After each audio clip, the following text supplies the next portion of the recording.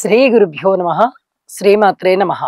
మా భక్తి టీవీని ప్రోత్సహిస్తున్నటువంటి మా ప్రేక్షకులందరికీ ధన్యవాదాలు తెలియజేస్తూ 1 జూన్ నుంచి 7 జూన్ వరకు గల కాలానికి రాశి ఫలితాలు ఏ విధంగా ఉన్నాయి అనేది తెలియచెప్పుకుందాము. ముందుగా గ్రహస్థితులు. మేషంలో శుక్రాచార్యుల వారు, రవి బుధులు వృషభంలో, గురువుగారు మిథున రాశిలో, చంద్ర కుజులు కర్కాటకంలో, అలాగే సింహంలో కేతువు, ఇక కుంభరాశిలో రాహువు, మీనరాశిలో శనిగారు ఉన్నారు. వారాంతానికి వచ్చేటప్పటికి చంద్రుని యొక్క స్థితి తుల రాశిలోకి వచ్చి ఉన్నది. అలాగే బుధుని యొక్క స్థితి గురువు గారితో కలిసి మిథున రాశిలో సంచరిస్తూ ఉన్నది. ఈ 2 మార్పులు జరుగుతూ ఉండగా గ్రహాల యొక్క దృష్టి ప్రత్యేకంగా చెప్పుకునేది శని గారి యొక్క దృష్టి రవి బుధుల మీద ఉన్నది. ఇది చెప్పదగినటువంటి సూచన. ఆరోగ్య రీత్యా కొత్త మందులు కనుగొనే విధానం ఉంటుంది. అలాగే చర్మానికి సంబంధించిన వ్యాధులు, రక్తానికి సంబంధించిన వ్యాధులు ఎక్కువగా ప్రబలేటటువంటి అవకాశం ఉంటుంది. ప్రజలు చాలా జాగ్రత్తగా ఉండాలి. ఇది నక్షత్రాలతో పని లేదు, అలాగే రాసులతో పని లేదు. ప్రతి వ్యక్తికి ఇలాంటి సమస్య ఉండడానికి అవకాశం ఉంటుంది. ఎవరి జన్మజాతకంలో అయితే మళ్ళీ ఇలాంటి గ్రహస్థితులే ఉంటాయో, శనిగారి దృష్టి రవి బుధుల మీద కానీ, లేదా రవి బుధులతో కలిసినటువంటి శనిగారు కానీ ఇబ్బంది ఉంటుంది అని చెప్పి తెలియజేస్తున్నాను. ఔషధ సేవ అవసరం. అలాగే రాహుకేతువులు ఎప్పుడు కూడా సమసప్తకాలలోనే ఉంటారు. అయితే రాహుకేతువుల మధ్య మాత్రమే అపసవ్య దిశలో గ్రహాలన్నీ ఉన్నాయి. ఇది కాలసర్ప దోషం అని చెప్పి చెప్తాము. ఇది దేశకాలమాన పరిస్థితులకి కొంత కీడు వాటిల్లో ఈ విధంగా ఉంటుంది.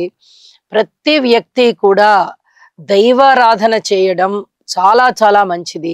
ఇది చెప్పదగినటువంటి సూచనగా తెలియచేస్తూ ఉన్నాను. ఇక మిగతా దృష్టుల విషయానికి వస్తే కుజుని యొక్క అష్టమ దృష్టి రాహు గారి మీద ఉంది. ఇది సర్పదోషానికి సంబంధించింది కాబట్టి, సర్పదోష గ్రహాలు అవి 2 సర్పగ్రహాలు కాబట్టి ప్రజలందరూ కూడా కొంత అప్రమత్తంగా ఉండండి ఆరోగ్య విషయంలో. ఇది చాలా చాలా చెప్పదగినటువంటి సూచనగా తెలియజేస్తూ ఉన్నాను. ఇక వారాంతంలోకి వెళ్ళేటప్పటికి గురువు గారి యొక్క దృష్టి చంద్రుడి మీద పంచమ దృష్టి ఉన్నది. ఇది మానసికంగా మంచి దృఢంగా బలంగా ఉండేటటువంటి దృష్టి కాబట్టి ప్రజలందరూ కూడా మంచి ధైర్య సాహసాలతో ఉంటారు అని చెప్పి తెలియజేయవచ్చు. ఇక రాసుల్లోకి వెళ్దాం. వృశ్చిక రాశి. వృశ్చిక రాశి వారికి పదే చెబుతూనే ఉన్నా నేను, గ్రహస్థితులు అంతగా బాగోలేదు. వారికి అర్ధాష్టమంలో రాహువు, పంచమంలో శని, షష్టంలో శుక్రుడు, సప్తమంలో రవి బుధులు, అష్టమంలో గురువు గారు, నవమంలో చంద్రకుజులు, దశమంలో కేతువు. అంటే ఏ విషయంలోనూ కూడా సంతృప్తి కలిగించే అంశాలు ఉండబోవడం లేదు. ఇప్పుడు మనం ఇక్కడ చెప్పుకున్న రాసుల్లో ఉన్న గ్రహాలన్నీ కూడా కరెక్ట్ గా మంచి ఫలితాలను ఇచ్చేటటువంటి స్థానాలు కాకపోవడం చేత చాలా ఇబ్బందులు కనిపిస్తూ ఉన్నాయి. ఈ ఇబ్బందులు ఎలాగా మనం వీటిని దాటాలి అంటే, గురువు యొక్క స్తోత్రనామాలు చేయడం ద్వారా, గురువుకి శుశ్రూష చేయడం ద్వారా, గురువు ఆలయాలు సందర్శించడం ద్వారా, గురువు యొక్క చరిత్ర పారాయణ చేయడం ద్వారా చాలా వరకు ఈ సమస్యల్ని అధిగమించవచ్చు. అలాగే దుర్గా అమ్మవారి పూజ చాలా చాలా మేలు చేస్తుంది. దుర్గా స్తోత్రాలు, దుర్గా పూజ, దుర్గా నామాన్ని పఠించడం, ఇవన్నీ కూడా ఏది కుదిరితే అది తప్పనిసరిగా చేయండి.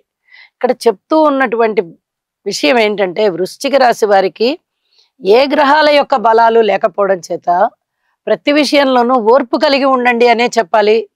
ఓర్పుతో కూడిన మీ ప్రయత్నం ఫలించాలని భగవద్ధ్యానం చేయాలి.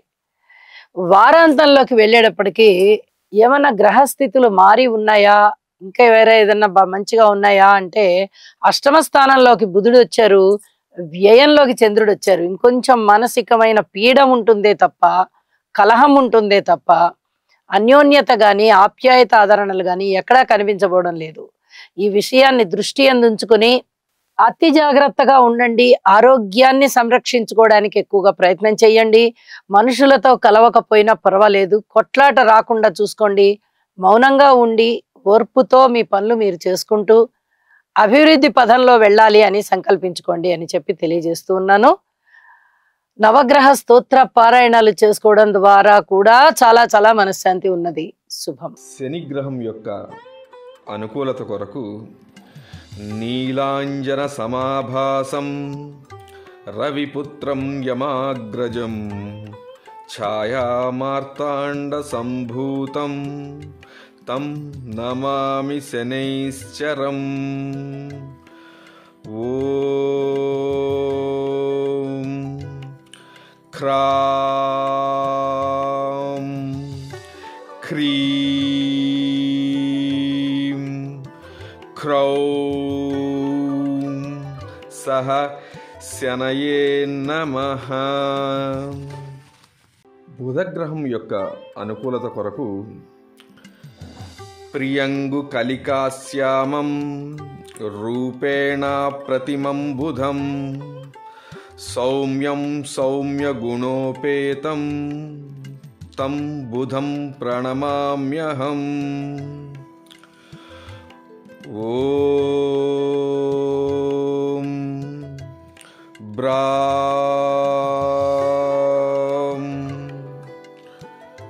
బ్రీం బ్రౌం సహ బుధాయ నమః. రవిగ్రహ అనుకూలత కొరకు జపాకుసుమ సంకాశం కాశ్యపేయం మహాద్యుతిం తమోరిం సర్వపాపఘ్నం ప్రణతోస్మి దివాకరం. ఓం హ్రాం హ్రీం హ్రౌం సహ సూర్యాయ నమః. కేతుగ్రహం యొక్క అనుకూలత కొరకు ఫలాశ పుష్ప సంకాశం తారకాగ్రహమస్తకం రౌద్రం రౌద్రాత్మకం ఘోరం తం కేతుం ప్రణమామ్యహం.